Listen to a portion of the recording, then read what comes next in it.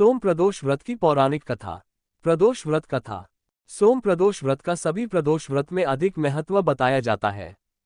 धार्मिक मान्यताओं के अनुसार प्रत्येक माह की त्रयोदशी तिथि में सायंकाल को प्रदोष काल में प्रदोष व्रत का पूजन किया जाता है। मान्यता है कि प्रदोष के समय महादेव कैलाश पर्वत के रजत भवन में इस समय नृत्य करते हैं और देवता उनके गुणों का स्तवन करते हैं।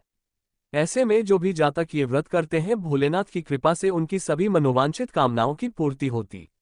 मान्यता है कि सोमवार के दिन प्रदोष व्रत को करके जो भक्त प्रदोष काल के समय भगवान शिव की पूजा करते हैं, उनके सभी पाप शिवजी नष्ट कर देते हैं और शिव भक्ति को प्राप्त भक्त उत्तम स्थान और सुख पाता है, जैसा कि सोम प्रदोष व्रत की कथा में बताया गया है।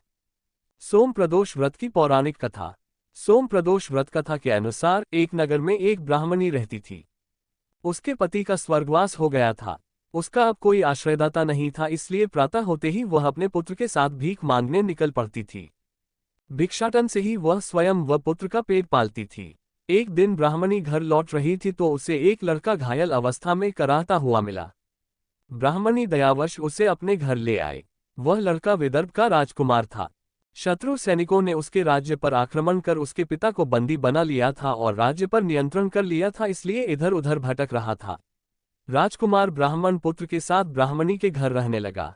तभी एक दिन अंशुमति नामक एक गंधर्व कन्या ने राजकुमार को देखा तो वह उस पर मोहित हो गई।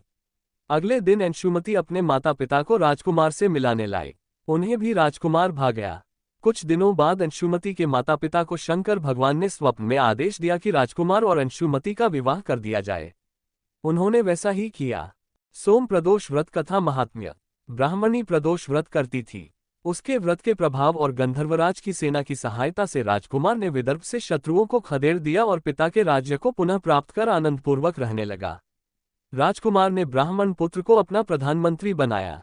ब्राह्मणी के प्रदोष व्रत के महात्म्य से जैसे राजकुमार और ब्राह्मण पुत्र के दिन फिरे, वैसे ही शंकर भगवान अपने दूसरे भक्तों के दिन भी फेरते हैं।